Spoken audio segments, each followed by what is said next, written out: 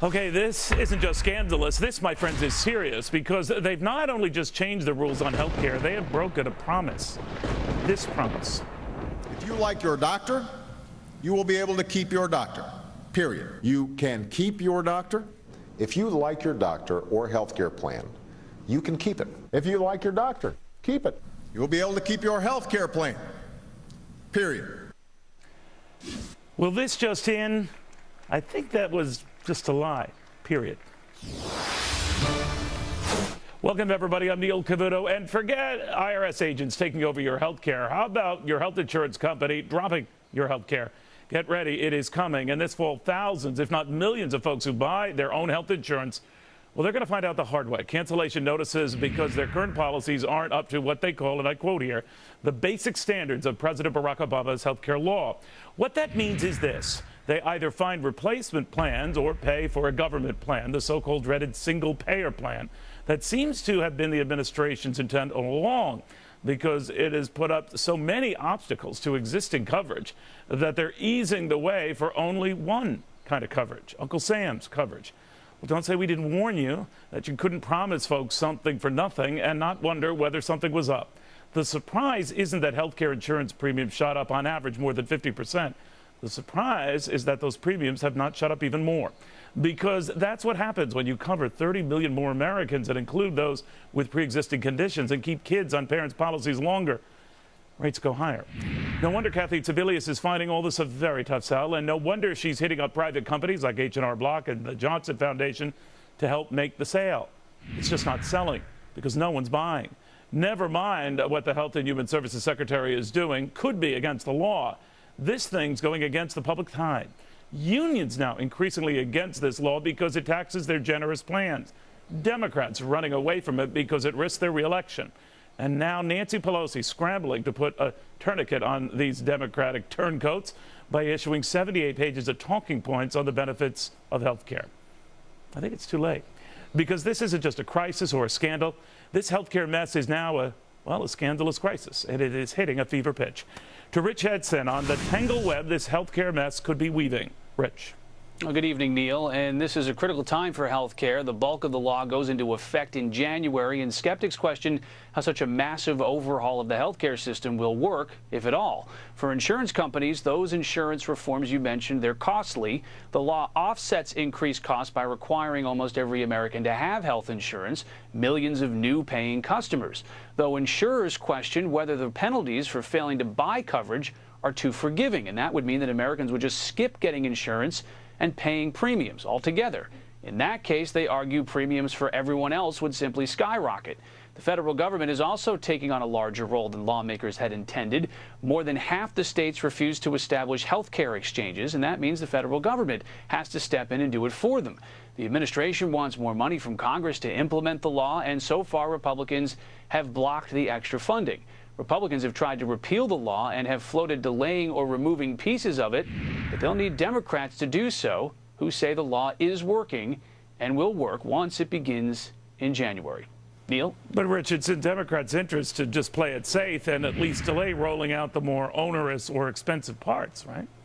It is, but the thing is, you strike a delicate balance or attempt to strike a delicate balance. If you begin to acknowledge that parts of the law don't work, then they fear that you will open it up to attacks and dismantling elsewhere. So as these exchanges aren't exactly up and running yet, they're walking a fine line, really hoping that it will be ready to go in January.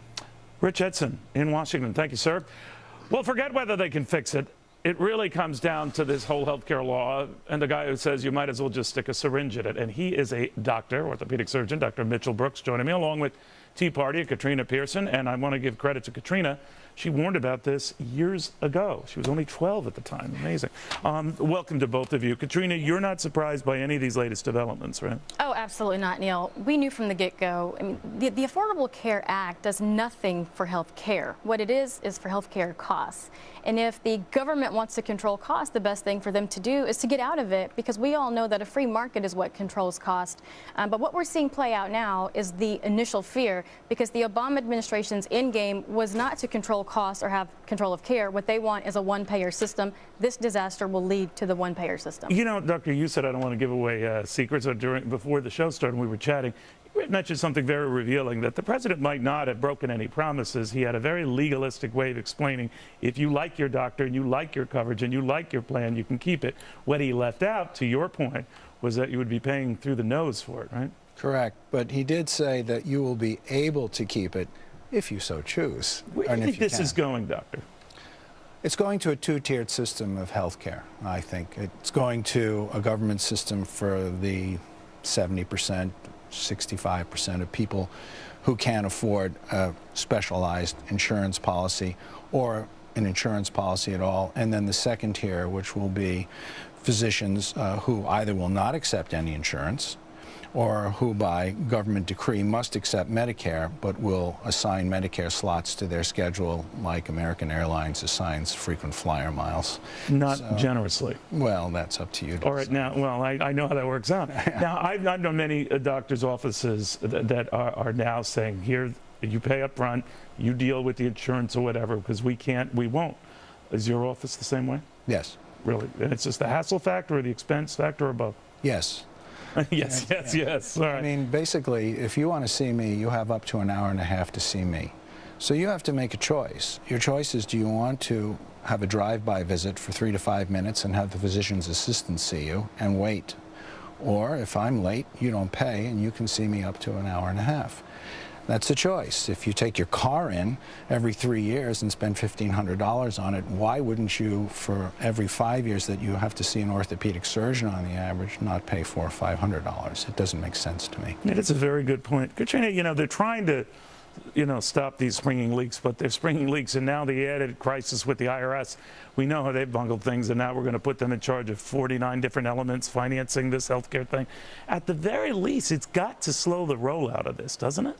I doubt it. Really? So one way or the other, it goes through? This administration is moving full speed ahead. They won re-election. They know it. They're going to move forward with it. And they fear, to Rich Edson's point, that anything they delay risks compromising the law itself. Well, absolutely, but to the doctor's point, if you look at the average family, I worked in healthcare for 12 years. What's happening in these large facilities, these hospital-based facilities, is there's a new bureaucracy that's implemented to oversee even the physicians. So you're looking at physicians, your average physician is looking at up to a 20% dependency of their salary on the Obamacare. What you're saying is interesting, because to your point, Doctor, I want to get back to you on this, is far from slowing the momentum for this thing, all these crises, all these questions, the 78-page Nancy Pelosi toolkit talking points, whatever the heck they call it, this is all their way of saying we got to rush even faster. Absolutely.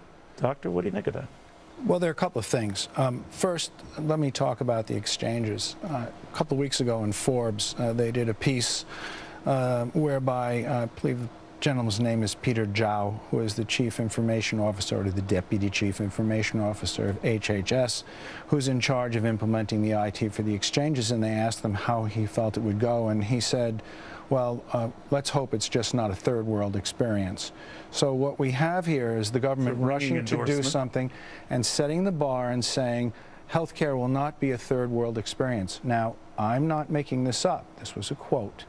And then to your point about hospitals, there's something going on in this country that the public needs to be aware of, and that is that hospitals and insurance companies are buying physicians' practices.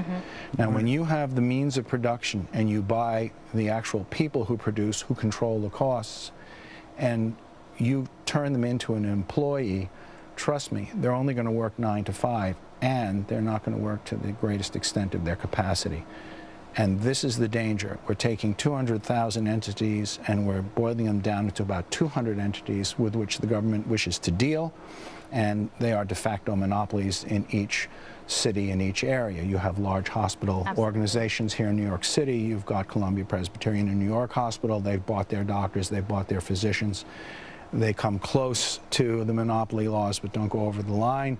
And this is the consolidation of healthcare. And if you were a young man again, you're a young man now, mind you, but would you enter the profession? No. I hear a lot of doctors say that. I know a lot of doctors who are getting out of the profession. It's really disturbing what's happening, and all of America needs to be aware of it. All right, well, and these aren't scare tactics. No, this is really going on. I want people to understand. Go to the doctor's office. We're not saying this. Yeah. It's not good. I've practiced in Canada. I've taught in Great Britain, And this is a country of 320 million people that has a knife and gun club. Those countries are relatively peaceful, and they are being rationed to no extent. Amazing. Dr. Katrina, thank you both very, very much.